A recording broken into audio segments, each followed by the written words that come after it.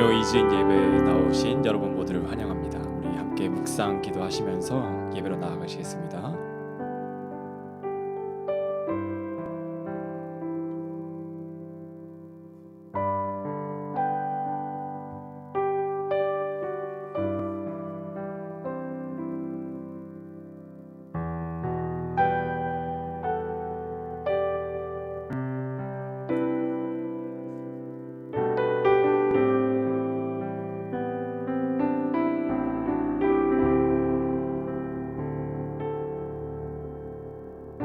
이사야서 53장 3절에서 6절까지의 말씀입니다.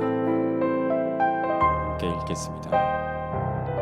그는 멸시를 받아서 사람에게 실어 버림바 되었으며 간고를 많이 겪었으며 질고를 아는 자라. 마치 사람들에게 얼굴을 가리우고 보지 않음을 받는 자 같아서 멸시를 당하였고 우리도 그를 귀히 여기지 아니하였도다. 그는 실로 우리의 질고를 지고 우리의 슬픔을 당하였거늘 우리는 생각하기를 그는 징벌을 받아서 하나님에게 맞으며 고난을 당한다 하였노라. 그가 찔림은 우리의 허물을 인함이요 그가 상함은 우리의 죄악을 인함이라.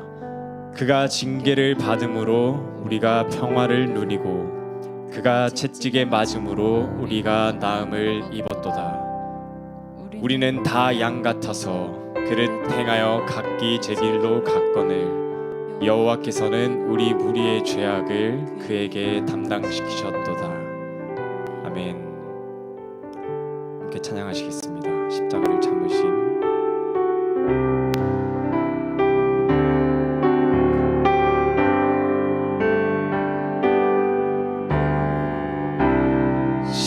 십자가를 참으신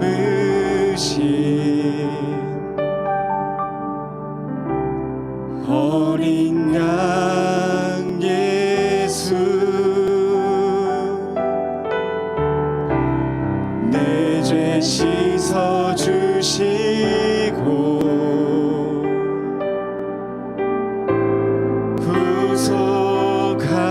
구속하셨네.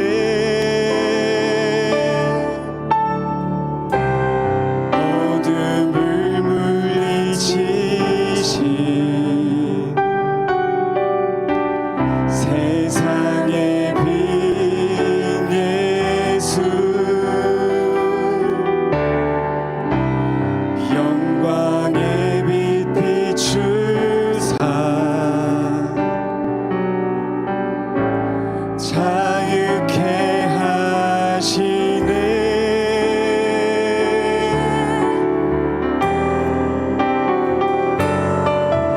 예수 완전한 사랑, 예수 하나님의 값없는 은혜, 예수 하나님의 놀라운 지혜, 아름다운 그 이름 예수. 십자가를 참으신 십자가를 참으신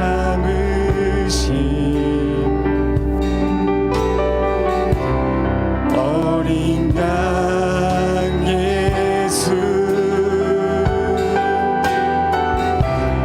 내 죄 씻어주시고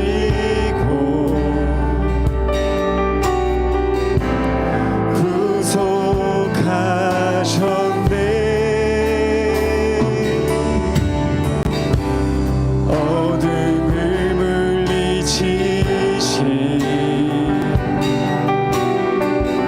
세상의 빛 예수,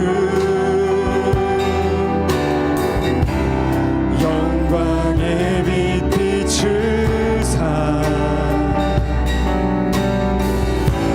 자유케 하시네.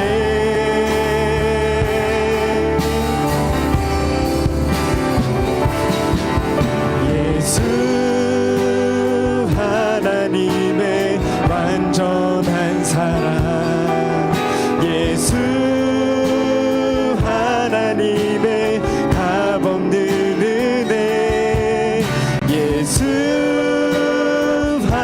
하나님의 놀라운 지혜 아름다운 그 이름 예수 주 같은 분 없네 주 같은 분 없네 주께 영광 돌리세 주 같은 분 없네 주께 영광 돌리세 다시 한번 주 같은 분 없네 주 같은 분 없네 주께 영광 돌리세 주 같은 분 없네 주께 영광 돌리세 예수 하나님의 완전한 사랑 예수 하나님의 값없는 은혜 예수 하나님의 놀라운 지혜 아름다운 그 이름 예수 하나님의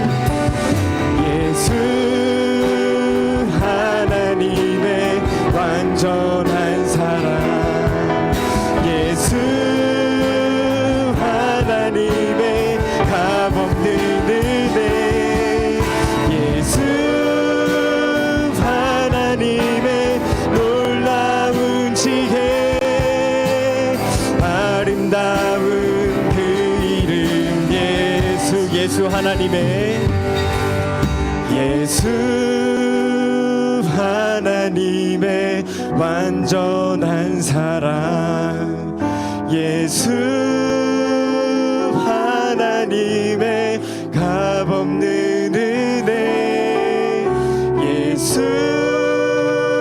하나님의 놀라운 지혜 아름다운 그 이름 예수 아멘. 우리를 위하여서 이 땅 가운데 오신 예수님의 이름을 높여드립니다. 아멘.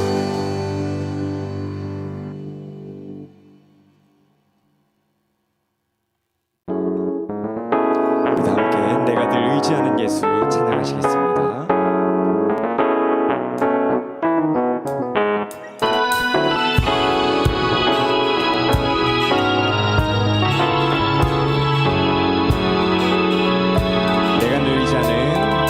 내가 늘 의지하는 예수 나의 상처 입은 심령을 불쌍하게 여기사 위로하여 주시니 기쁘신 나의 좋은 친구 내가 의지하는 예수 나의 사모하는 친구 나의 기도 들으사 응답하여 주시니 기쁘신 나의 좋은 친구 주의 손 의지하고 주의 손 의지하고 살 때 나를 해할 자가 없도다 주님 나의 마음을 크게 위로하시니 기쁘신 나의 좋은 친구 내가 의지하는 예수 나의 사모하는 친구 나의 기도 들으사 응답하여 주시니 기쁘신 나의 좋은 내가 의지하는 예수 나의 사모하는 친구 나의 기도 들으사 응답하여 주시니 기쁘신 나의 좋은 친구 아멘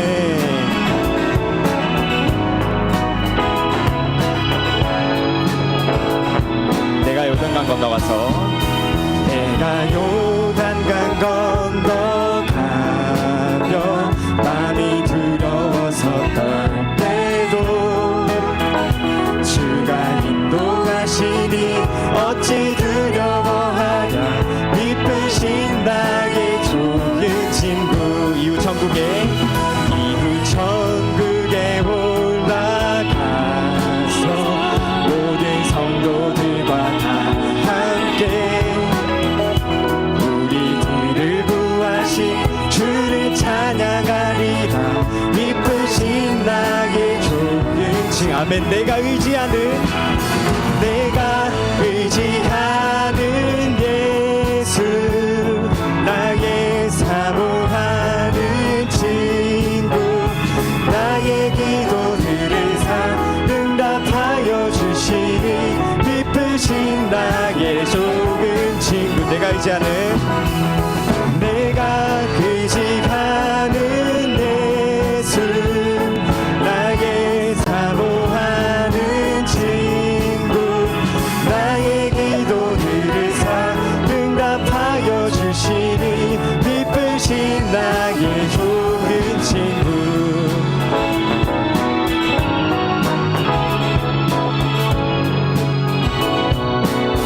내가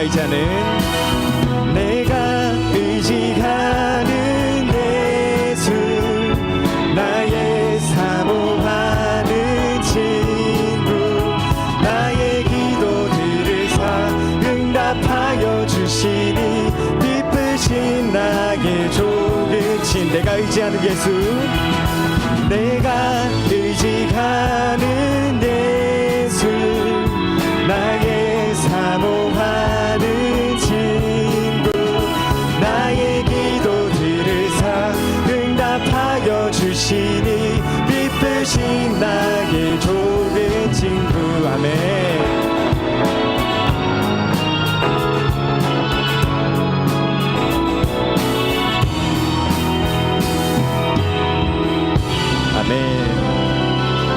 다 함께 주님의 이름을 높여드리면서 주의 이름 높이며 함께 찬양하시겠습니다. 우리 함께 박수 치시면서 찬양하실까요?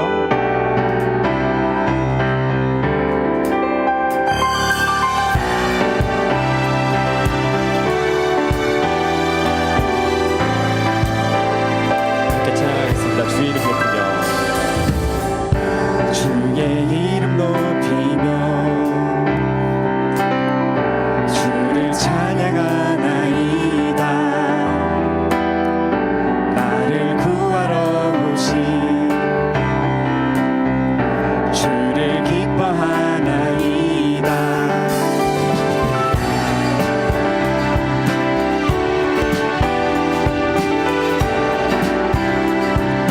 다시 한번 주의 이름 높이며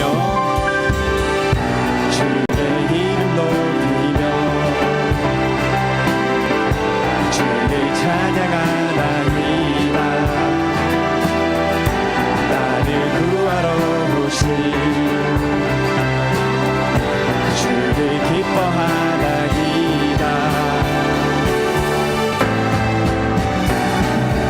하늘 영광 버리고 이 땅 위에 십자가를 지시고 세상의 내 무덤에서 일어나 주의 이름 높이리.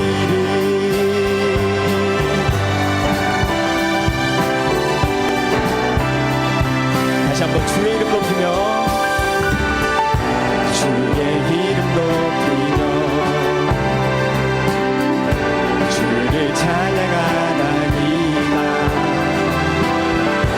나를 구하러 오신 주를 기뻐하나이다. 하늘 영광 버리고 이 땅 위에 십자가를 지시고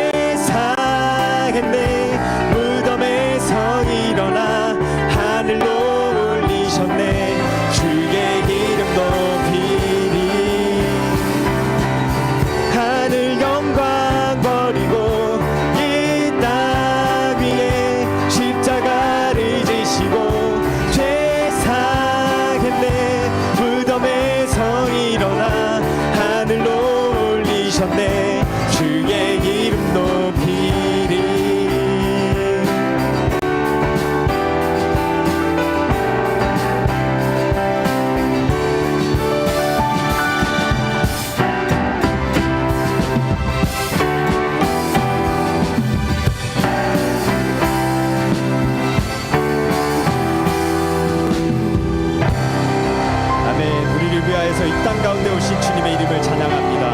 아멘.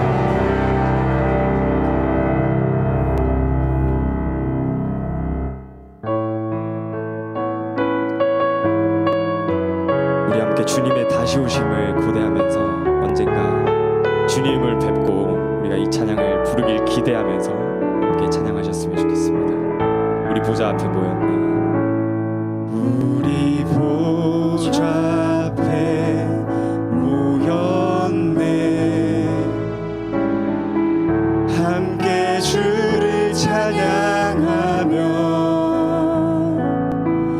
하나님의 사랑 그 아들 주셨네. 그의 피로 우린 구원받았네. 십자가에서 쏟으신 그 사랑 강같이 온 땅에 흘러 각 나라와 족속 백성과 권에서 구원받고 주 경배드리네.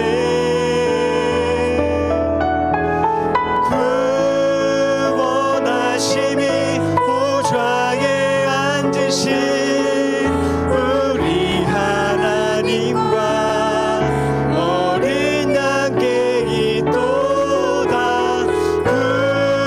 구원하심이 보좌에 앉으신 우리 하나님과 어린 양께 있도다. 다시 한번 우리 보좌 앞에 모였네.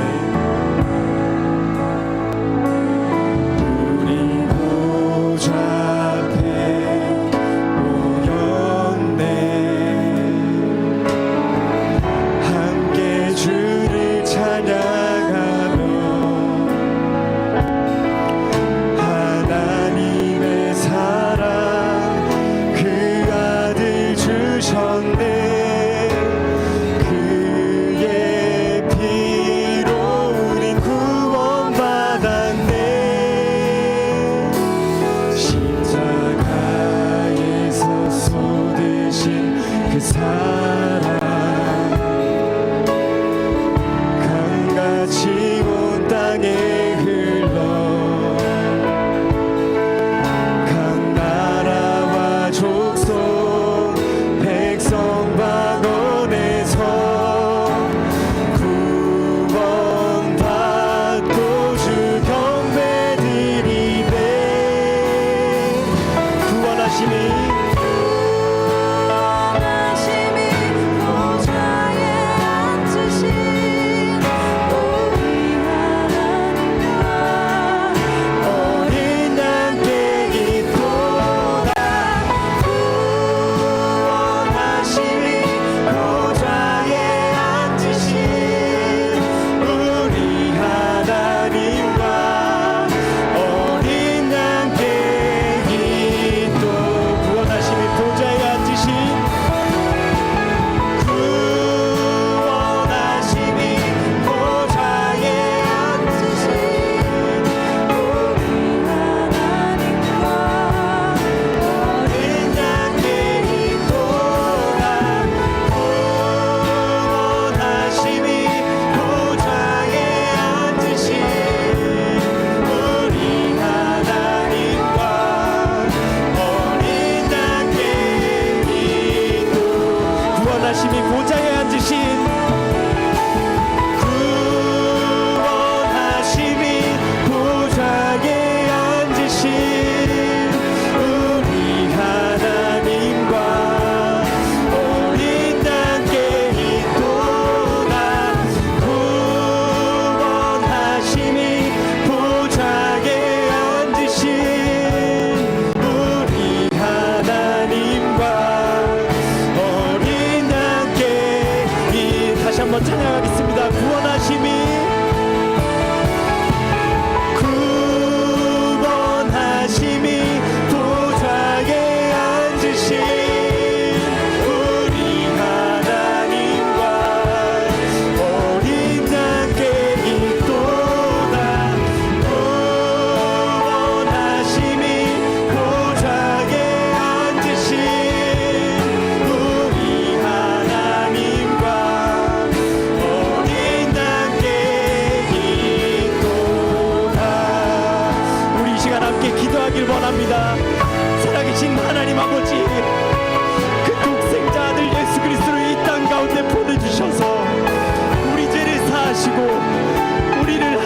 자녀 삼아주시니 감사합니다.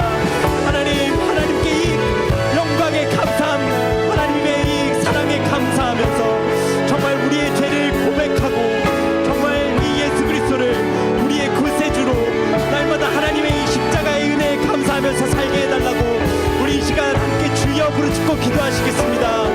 주여.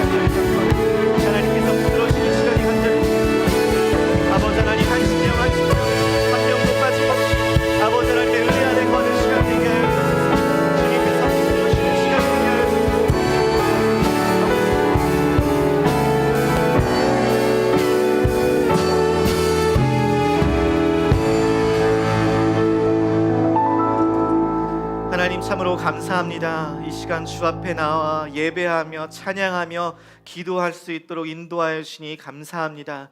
하나님, 오늘 이 시간 구원하신 그 예수 그리스도의 어린 양, 그의 보혈, 그 십자가의 사랑, 그 아들을 내어주기까지 죽기까지 사랑하신 그 예수 그리스도의 은혜와 사랑을 경험하기를 간절히 소망합니다. 하나님, 말씀을 통하여서 우리 가운데 가르쳐 주시고 말씀을 통하여서 우리 가운데 깨달아 알게 하여 주시며 말씀을 통하여서 우리의 삶을 내려놓고 주님을 만나는 시간 될 수 있도록 주님께서 역사하여 주옵소서. 한 영혼도 빠짐없이 주의 은혜 안에 거하게 하시고 주의 임재하심을 경험하게 하시고 주님의 능력 아래 거하는 귀한 시간 될 수 있도록 주님께서 붙들어 주옵소서. 감사드리며 예수님의 이름으로 간절히 기도드리옵나이다. 아멘. 오늘 함께 나눌 말씀은 마태복음 6장 9절에서 13절까지의 말씀 함께 나누도록 하겠습니다. 마태복음 6장 9절에서 13절 주기도문의 말씀 함께 나누겠습니다. 제가 한 절, 여러분들이 한 절, 우리 나눠서 읽도록 하겠습니다. 그러므로 너희는 이렇게 기도하라. 하늘에 계신 우리 아버지여, 이름이 거룩히 여김을 받으시오며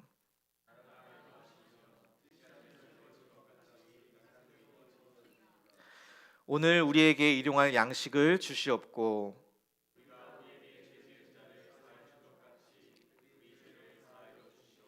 같이 읽겠습니다. 우리를 시험에 들게 하지 마시옵고 다만 악에서 구하시옵소서. 나라와 권세와 영광이 아버지께 영원히 있사옵나이다. 아멘. 우리는 주기도문을 통해서 예수님께 기도를 배우고 있습니다. 하나님을 위한 기도, 그분을 중심으로 기도를 시작하여 해서 이름이 거룩히 여김을 받으소서, 또 나라가 임하소서, 또 뜻이 하늘에서 이루어진 것 같이 땅에서도 이루어 주옵소서. 이 하늘을 땅에 올리는 기도 세 가지를 드리고, 그 다음에 지난주에 우리는 우리를 위한 기도의 첫 번째 일용할 양식을 주옵소서라는 기도를 배웠습니다. 그리고 땅이 하늘을 향해 올라가는 그 기도, 그 세 가지 중에 두 번째가 바로 오늘 나눌 말씀, 우리의 죄를 사하여 주옵소서라는 기도입니다. 오늘 이 기도는 오늘날 우리에게 일용할 양식을 주옵소서라는 그 기도에 바로 이어서 다음에 연결되어 있습니다.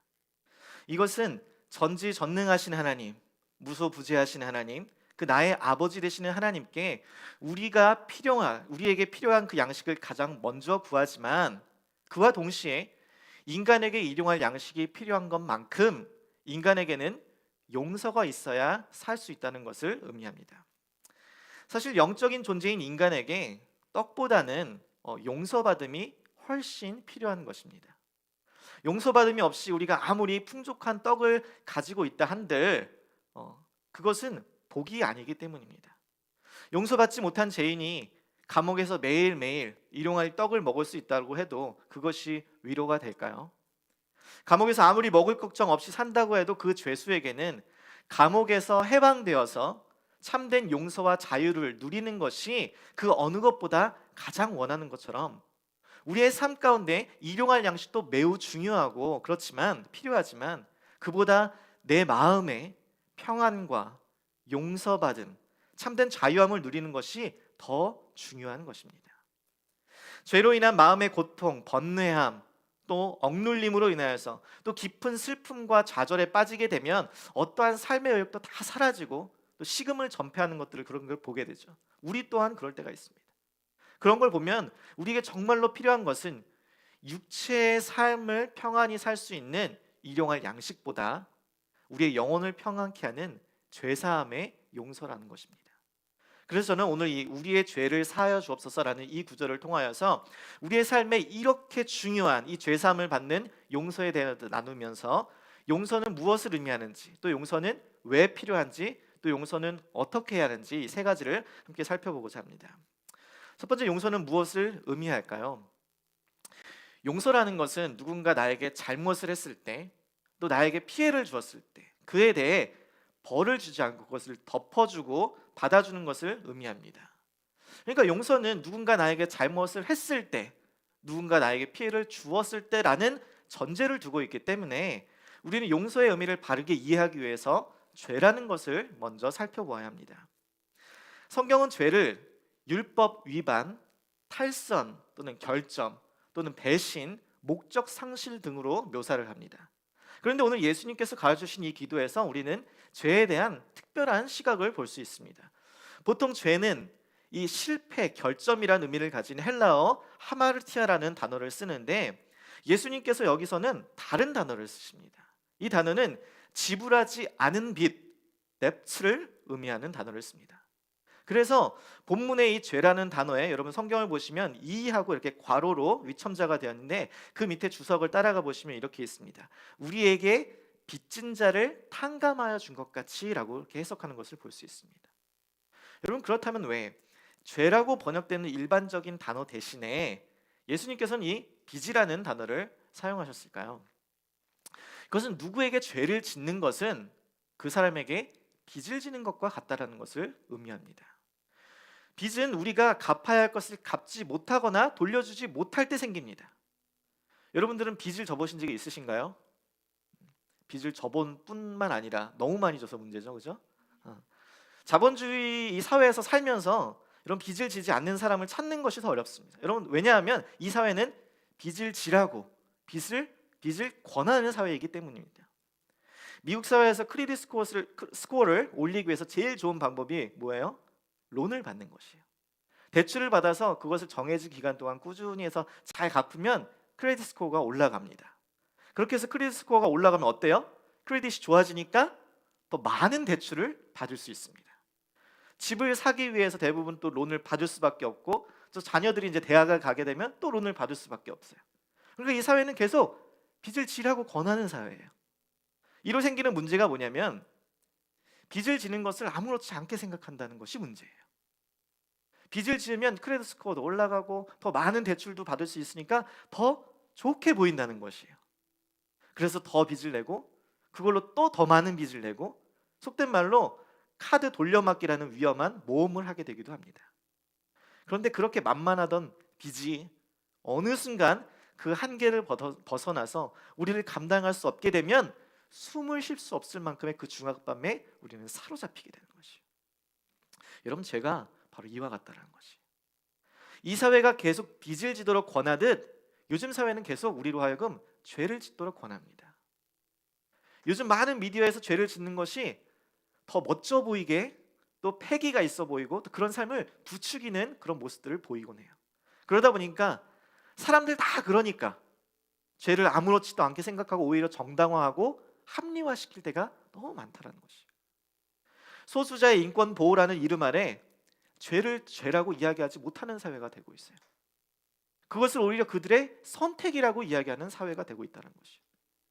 빚을 졌다고 아무렇지 않고 당당하게 이야기하는 것처럼 죄를 졌다고 아무렇지 않게 당당하게 이야기하는 사회가 되고 있다는 것이 문제라는 것이에요. 여러분, 하지만 아무리 듣기 좋은 말로 포장하고 합리화시켜도 죄는 죄예요. 그 죄의 값은 반드시 치러야 하는 것이에요. 죄를 죄로 인식하지 못하고 죄를 우습게 여기며 죄를 포기하지 않고 그 죄와 함께 살아가면서 그 죄 안에 거한다면 결국 하나님께 유죄 판결을 받게 되는 것입니다.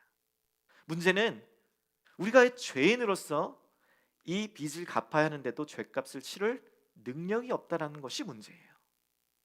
다윗도 자신의 죄에 대해서 이렇게 고백합니다. 시편 40편 12절 말씀해 보니까 수많은 재앙이 나를 둘러싸고 나의 죄악이 나를 덮침으로 우러러 볼 수도 없으며 죄가 나의 머리털보다 많음으로 내가 낙심하였음이니이다 라고 이야기합니다. 다윗은 머리털보다 많은 자신의 죄를 보고 낙심합니다. 수많은 죄악으로 둘러싸고 죄악이 덮쳐서 고통스러워요. 그 죄의 무게감에 억눌리기 시작한 것이. 그러나 여러분, 이것이 다윗 혼자만의 고백일까요? 아니요, 우리들의 고백이에요. 우리는 죄에 둘러싸여 있어요. 그 재앙이 우리를 덮쳐버립니다. 이 상황을 해결하고자 하나 우리에게는 어떠한 능력도 없는 것이에요. 원금 상환은커녕 이자만 계속 늘어가서 빚에서 헤어날 방도가 없을 때 채무자에게 내려질 판결은 오직 하나, 파산 선고인 것처럼 여러분, 우리의 죄에 대한 문제 해결 능력은 전혀 없고 우리의 죄값에 대해서 내려질 판결은 오직 하나, 사망 선고인 것이에요. 그런데 여기서 예수 그리스도께서 십자가에서 우리를 위해 죽으심으로 우리가 감당해야 될 모든 죄값을 해결해 주신 것이에요. 우리가 감당해야 될, 우리가 청산해야 될, 우리가 갚아야 할 그 빚을 예수님께서 다 갚아주신 것이에요. 탕감해 주시고 해결해 주신 것이에요. 이제 네가 갚아야 될 것은 하나도 없다라고 선포해 주신 것이라. 여러분, 이것이 바로 용서예요. 나의 빚을 탕감해 주신 것.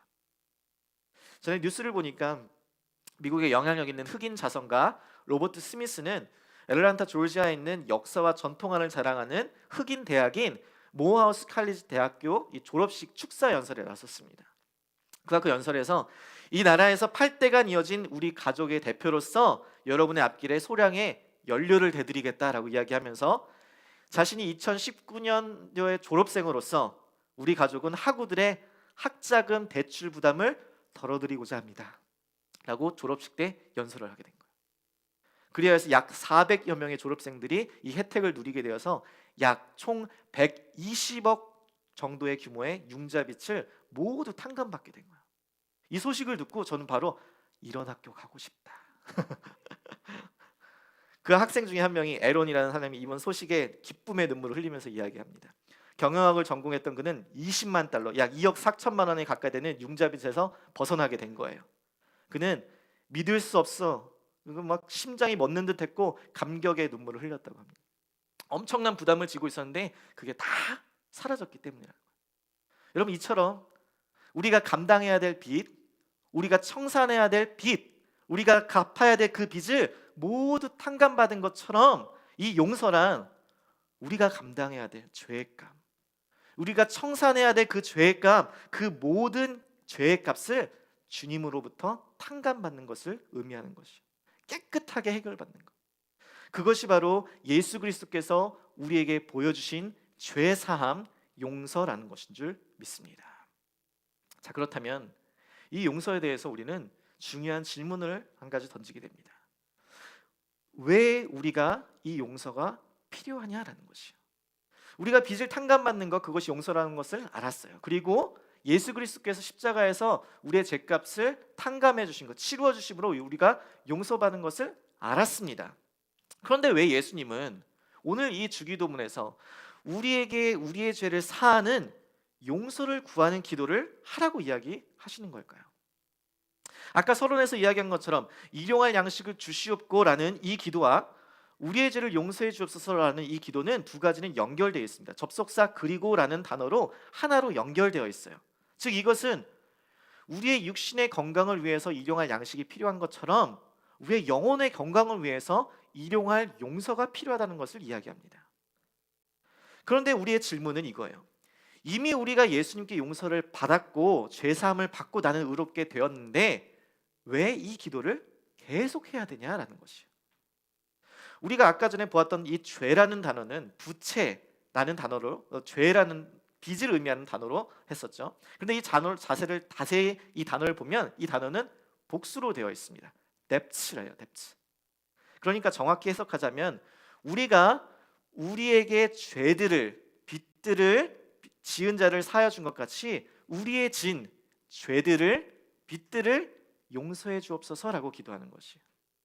그러니까 이것은 우리의 죄의 근본적인 문제, 우리가 하나님의 자녀가 되기 이전에 지은 원죄를 말하는 것이 아니라 우리가 생활 속에서 매일 짓는 죄, 여러 가지 죄, 일상 범죄의 문제, 하나님의 자녀가 된 이후에도 여전히 육신의 몸을 입고 있을 때에 우리의 삶 가운데 짓게 되는 자범죄를 말하는 것입니다.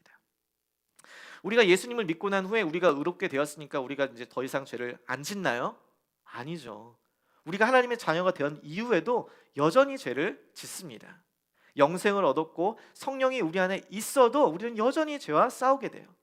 가끔 나는 죄사함을 받았고 용서받았고 더 이상 죄를 안 짓는다 이렇게 당당하게 이야기하시는 분이 계시는데 그런 분들은 자신의 죄를 인정하지 않는 것이에요. 여러분 신자들이라고 어떻게 죄를 짓지 않겠어요? 우리가 육체에 거하는 이상 여전히 우리는 죄를 짓습니다.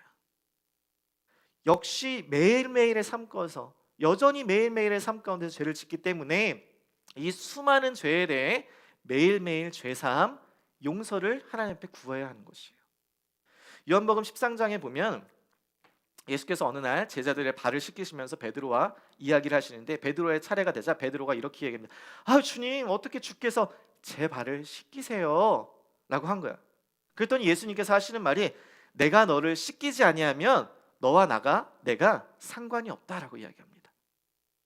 여러분 성경에서 씻긴다는 말이 무엇이죠? 죄의 문제를 해결해 준다는 말을 의미합니다. 그죠? 그러니까 예수님을 통해서 죄 사함을 받지 않으면 예수님과 아무 상관이 없다라는 것이에요. 그러니까 베드로가 이야기를 듣고 주님 그러면은 발만 씻겨주지 마시고 목욕도 씻겨주세요. 목욕도 하게 해주세요. 그러는 거예요. 이 베드로가 참 보통 사람이 아니죠. 제자가 아니 지금 발 씻겨주는 것만 해도 감사한 줄 알고 혼자 씻으면 되지 예수님한테 목욕까지 시켜달라고 이야기합니다. 그런데 예수님께서 아주 정중하게 이야기하세요.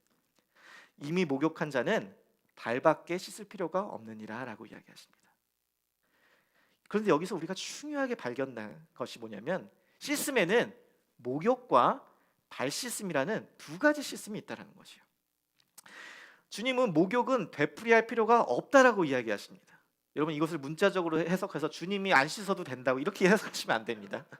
이것은 영적인 의미에서 중생의 체험에 적용할 수 있는 문제예요. 그러니까 예수를 믿을 때 우리가 거듭나며 하나님 앞에 의롭다함을 받으며 그리스도의 십자가 사건을 통해서 우리는 단 한 번 목욕하면 되는 것이에요. 거듭나면 되는 그걸로 단 한 번이지만 영원한 사건을 의미하는 것입니다. 영원한 죄사함. 그런데 우리는 그 이후에도 여전히 매일매일의 삶 가운데서 죄를 짓기 때문에 성령 안이 우리 안에 성령 안에 거하면서도 영생을 얻고 의롭다함을 받으면서도 죄를 짓고 살아가기 때문에 이 발 씻음이 필요하다라는 것이에요. 이스라엘 지역에 가면 여러분 먼지가 아주 많고 또 사막 지역이라 모래바람이 너무 많이 불어서 아침에 깨끗하게 목욕을 하고 나가도 저녁이 되면 그 막 돌아갔다 오면 하루 종일 그 먼지 구덩이에서 돌아다니다 보니까 어느새 더럽혀진 신발을 보게 됩니다. 더군다나 이제 날씨가 너무 덥기 때문에 운동화나 이제 신발을 신는 것이 아니라 바람이 공기가 통할 수 있는 이제 슬리퍼, 이제 샌들 같은 거를 신고 가도 그러니까 오히려 더 많은 모래와 바람과 발가락 사이에 하나씩 먼지가 더러운 것들이 다 끼게 되는 거예요. 제가 이스라엘 지역에 여행 갔을 때 많이 걸어 다닌다고 이제 슬리퍼는 안 가져가고 운동화를 신고 이제 돌아다녔습니다.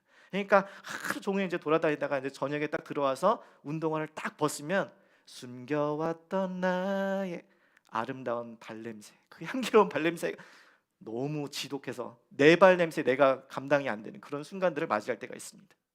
여러분 이 예수님의 보배로운 피로 죄사함을 받아 하나님의 자녀가 되었으나 세상과 접촉하는 매일매일 우리의 삶 가운데서 우리는 나도 모르게 죄에 다 노출이 되는 것이. 그래서 이 발씻음을 하지 않으면 안 되는 것이. 이때 우리는 매일매일의 삶 가운데서 구원을 다시 얻는 것이 아니라 중생과 의롭다함을 다시 구할 것이 아니라 예수님께 내 발을 씻겨 주옵소서라고 이야기하는 것처럼 예수님 나의 죄를, 오늘 나의 죄를 씻어 주옵소서라고 기도하는 것이에요. 하나님께서 우리를 입양해 주셔서 우리가 하나님을 아버지라 부를 수 있게 됐죠. 그래서 우리가 주기도문 제일 첫 번째 뭐라고 기도하죠? 하늘에 계신 우리 아버지여라고 기도합니다. 아버지와 자녀와의 관계에서 자녀들이 날마다 저지르는 그 잘못으로 대해서 그들은 아버지께 죄송합니다라고 말씀드리고 그것들을 슬프게 해드린 점에 대해서 용서를 빚지 않는다면 아버지와 자녀의 관계가 소원해지는 것처럼 여러분 그리스도인들이 돌아온 탕자로서 날마다 예수 그리스도 앞에 우리의 아버지 되신 하나님 앞에 나아가지 않는다면 하나님과 우리와 아무 상관이 없다라는 것이에요. 그러기에 사랑하는 성도 여러분, 매일매일의 삶 가운데 여러분이 짓는 그 죄들을 날마다 주님 앞에 고백함으로 말미암아 여러분의 주홍과 같이 붉은 죄를 눈과 같이 희게 하시는 예수 그리스도의 은혜를 누리시기를 주님의 이름으로 간절히 축복합니다. 자, 이렇게 그럼 매일매일의 삶 속에서 예수 그리스도의 용서하심을 경험하는 자는 단지 용서를 내가 받은 것 그것으로 끝나는 것이 아니라 남들을, 내 이웃을, 내 주변 사람들, 내 가족들, 내 아내와 남편, 내 자녀들을 용서하는 그 자리까지 나아가야 하는 것이에요. 그런데 이게 참 쉽지 않습니다. 그래서 이 아우구스투스는 이 기도를 끔찍한 기도라고 했어요. 끔찍한 기도. 내 개인의 죄를 회개하고 용서를 구하는 것도 쉽지 않은데 하나님께 받은 용서를 다른 사람들에게까지 나아가서 용서를 하라니 쉽지 않죠. 아내가 안방불을 안 끄고 거실에 앉아 있으면 저는 아니 왜 불을 안 끄고 거실에 앉아 있어? 불같이 화를 내면서 끄고 가지. 그러면 아내는 잠깐 나온 거야, 다시 들어갈 거야라고 이야기해요.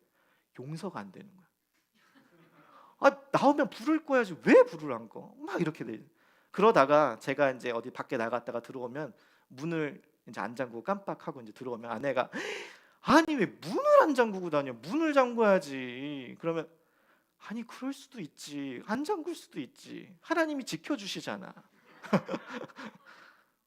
그러면 이제 좀 용서를 해주면 되는데 우리들은 다른 사람들이 잘못한 것에 대해서는 분노하며 용서해주기를 꺼려하지만 우리가 잘못한 것에 대해서는 다른 사람들이 나를 용서해주기를 간절히 바라는 그런 모순적인 존재들입니다.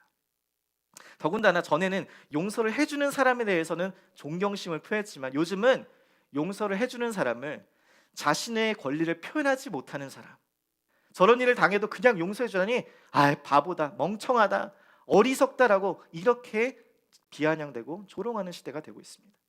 여러분 그런데 이러한 시대를 살고 있어도 예수 그리스도의 용서하심을 경험한 우리 그리스도인들은 다른 사람을 용서하는 그 자리까지로 나아가야 하는 줄 믿습니다. 그것이 바로 예수 그리스도의 참된 제자의 모습인 것이요. 여러분 주기도문의 말씀, 오늘 이 마태복음 6장 9절에서 13절의 말씀이 주기도문이지만 그 이후에 14절 15절의 말씀도 다시 용서에 대해서 다루고 있어요. 다시 한번 보시죠. 14절 말씀 보겠습니다. 너희가 사람의 잘못을 용서하면 너희 하늘 아버지께서 너희 잘못을 용서하시려니와 너희가 사람의 잘못을 용서하지 아니하면 너희 아버지께서도 너희 잘못을 용서하지 아니하시리라라고 말합니다. 주기도문의 바로 뒤에 나오는 이 말씀에 예수님은 다른 사람의 잘못을 용서하라는 명령을 주고 계시는 거예요. 오늘 본문의 구절, 우리가 우리에게 죄 지은 자를 사하여 준 것 같이 우리의 죄를 사하여 주옵소서라는 이 구절과 14절 15절 이 말씀을 통해서 우리는 우리가 다른 사람들을 용서해 주어야만 하나님께서 우리를 용서해 주신다라는 그런 뉘앙스로 오해할 수가 있습니다. 다른 사람들을 용서해 주는 그 행함이 하나님의 용서를 받는 조건처럼 생각할 수 있지만 그것은 오해예요. 오늘 본문의 해석을 잘못한 것입니다. 우리가 아무리 많은 사람을 용서하고 선을 베푼다고 해서 하나님이 용서해 주는 것이 아닙니다. 하나님의 용서는 예수 그리스도를 통해서 오직 그분 한 분만을 통해서 공짜로 거저 주어지는 은혜인 줄 믿습니다. 오늘 이 두 구절은 이웃을 사랑하라는 우리를 향한 하나님의 뜻을 외면하면서 그것을 실천하지 않겠다는 그 마음의 의도를 품고 있으면서 하나님께 용서는 헛되다는 것을 의미하는 것이에요. 이건 메이크 센스가 되지 않는다는 것이에요. 그래서 하나님께 용서받은 자는 반드시 다른 사람을 용서하는 그 자리까지 나아가야 한다는 것입니다. 이것을 잘 보여주는 것이 마태복음 18장에 나오는 1만 달란트 빚진 자의 비유인 것입니다. 1만 달란트 빚진 사람이 그 주인이 많은 빚을 탕감받고 돌아가다가 자기에게 불과 100데나리온 빚진 자를 탕감해 주지 않고 옥에 가두게 되었습니다. 그러니까 그 소식을 들은 사람이 이 주인이 노하여서 그 사람을 옥에 가두게 되는 것이죠. 여러분, 이 비유는 우리가 다른 사람들을 어떻게 용서해 줘야 하는지 또 할 수 있는지를 정확히 보여줍니다. 우리가 살면서 용서 못할 사람들이 꼭 생깁니다. 생각나는 사람들이 있죠, 여러분. 그 사람을 생각하면 막 분노가 치솟아요. 우리를 무시하고 짓밟고 이용하고 배신하고 또 모함하며 정죄하며 계속하여서 우리의 앞길을 막고 우리를 불행하게 하고 실패케 하는 그런 사람들이 있습니다. 그럼 어떻게 그들을 용서할 수 있을까요? 우리는 하나님이 아닌 이상 이런 용서는 불가능해요. 그러나 평생 그런 미움을 가지고 살 수는 없습니다. 어떤 분은 누구한테 상처받아갖고 너무 힘들다, 못 살겠다, 도대체 어떻게 그럴 수가 있냐. 그래서 언제 그러신 건데요? 그러면 한 20년 전에 그랬대. 그 정도면 잊으셔야죠. 잘 잊혀지지가 않는 거예요. 잊혀지지가 않는. 상처 준 사람은 기억도 안 나는데 아직도 그 상처 가운데 스스로를 계속 힘들게 하는 거예요. 그만큼 용서가 어렵습니다. 어려워요. 우리가 도대체 어떻게 그들을 용서할 수 있고 또 용서해야 할까라는 이 질문에 아까 전에 이 1만 달란트 비유처럼 우리가 바라봐야 할 것은 이것입니다. 우리가 다른 사람을 용서할 수 있는 가장 중요한 비결은 우리가 받은 용서를 바라보는 것이에요. 우리가 받은 용서를. 누구든지 자기에게 잘못한 사람의 잘못만을 생각한다면 용서를 해주기가 어렵습니다. 어떻게 나한테 그럴 수 있어? 어떻게 나한테? 그러나 자신이 하나님 앞에 누구였는지, 내가 그분께 얼마나 큰 죄인이었는지를 생각하면 용서가 가능한 것이요. 내가 하나님 앞에 이렇게 큰 죄인이었는데 하나님의 크신 은혜로 그분의 십자가의 사랑으로 용서받지 못할 죄인인 내가 용서받았다는 것, 그것을 생각할 때 용서가 가능하다는 것이에요. 내가 받은 용서로 그래서 다른 사람을 용서하는 자리로 나아가게 된다는 것입니다.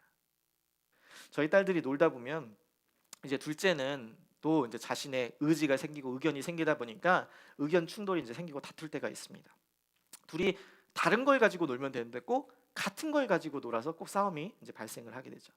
그래서 첫째 얘는 이제 착하고 이제 동생한테 좀 이렇게 양보를 하는 편인데 둘째는 아직 의사소통이 이제 대화가 잘 통하지 않으니까 뭐 자기가 원하면은 뭐 언니고 뭐고 없어요. 그냥 다 힘으로 빼앗고 언니가 싫다고 해도 막 밀고 막 때리면서 그럽니다. 그러면 이제 얘는 막 동생이 자기 거 뺏는다 막 그러면서 슬퍼서 막 울고서 이제 속상할 때가 있어요. 그럼 이제 아빠의 중재가 들어가죠. 루아 너 이리 와. 누가 언니 거 그렇게 뺏으라 그랬어? 그러면 언니 거 이렇게 뺏으면 돼 안 돼? 언니 그럼 속상해 안 속상해? 속상하대요. 잘 안 해. 그러면은 너 언니한테 빨리 사과해야 돼 안 해야 돼? 사과해야겠대. 그럼 빨리 가서 언니한테 가서 사과해. 그러면 언니한테 저렇게 가서 언니 앞에 가서 사과. 이렇게 미안하라고 그러면 미안해. 영혼이 없어요. 그냥 하라고 하니까 하는 거예요, 그냥. 어쨌든 동생이 분명히 사과를 했는데 받은 예하는 전혀 마음에 용서가 되지 않고 아무런 해결이 되지 않는 그런 느낌이죠. 그럼 제가 이제 얘한테 이야기합니다. 야, 아빠가 지난번에 얘가 뭐 잘못했을 때 용서해 준 적 기억나? 네가 용서해 달라고 했을 때 미안하다고 했을 때 아빠 그 사과를 받아주고 용서해 줬지? 그거 생각하고 이번에 누아가 한 거 용서해 줄까? 그러면 알았다라고 알았어 이렇게. 여러분 사랑하는 성도 여러분, 내가 받은 용서가 얼마나 큰지를 알면 내가 해야 할 용서가 얼마나 작은지를 알게 되는 것이. 내가 예수 그리스도께 받은 그 사랑과 용서함, 그 죄사함이 얼마나 큰지를 깨달으면 내가 누구도 다 용서할 수 있게 되는 것이요. 사랑하는 성도 여러분, 우리가 누구였는지, 우리가 어떠한 용서함을 받았는지 그것을 기억하고 생각함으로 말미암아 우리도 다른 사람을 용서하고 사랑하고 용납할 수 있는 그 자리까지 나아가기를 간절히 소망합니다. 말씀을 마무리하며 죄를 용서해달라는 간구, 더 나아가 자신이 받은 용서로 다른 사람을 용서하라는 이 예수 그리스도의 가르침은 우리에게 참 어려운 기도입니다. 죄를 고백하는 것도 어렵고 죄의 고백을 받아주는 것도 어렵습니다. 하지만 이 죄가 우리의 삶을 깨트리고 하나님과의 관계를 깨트리고 그리고 우리의 영혼을 좀먹는 그 죄라는 사실을, 우리의 영혼의 평온함을 깨트린다는 사실을 알고 힘써 우리가 주의 앞에 나아가 죄를 고백하고 그 죄를 사하여 달라고 기도를 해야 하는 줄 믿습니다. 도스토옙스키의 죄의 벌에 보면 가난한 대학생인 라스콜리니코프는 자신이 인간의 법, 옳고 그름을 초월한 초인이라고 생각합니다. 따라서 인간 세상의 도덕은 자신에게 적용되지 않는다고 생각을 해요.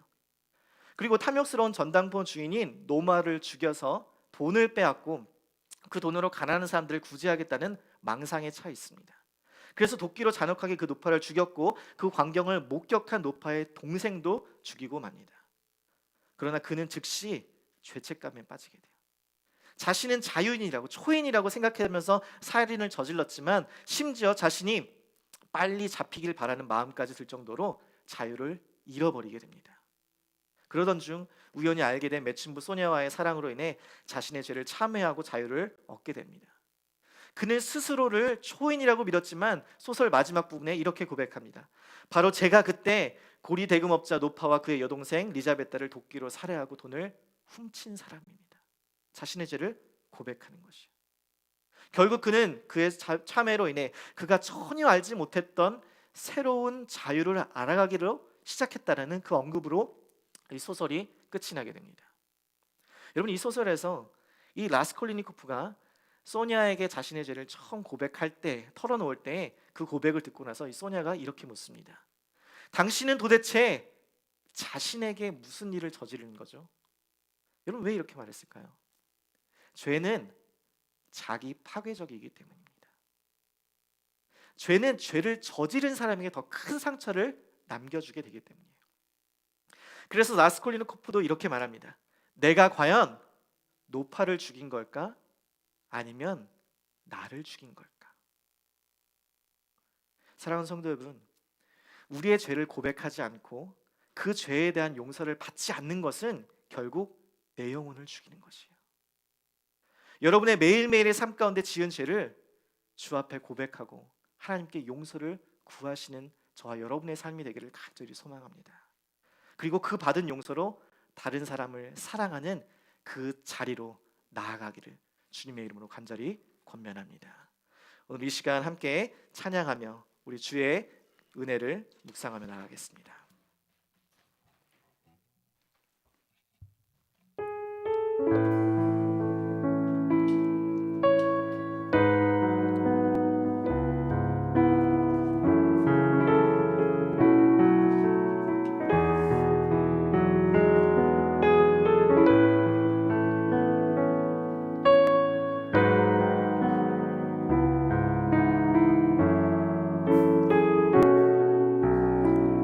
나 같은 죄인 살리시 나 같은 죄인 살리신 주의 놀라워 잃었던 생명 찾았고 광명을 얻었네.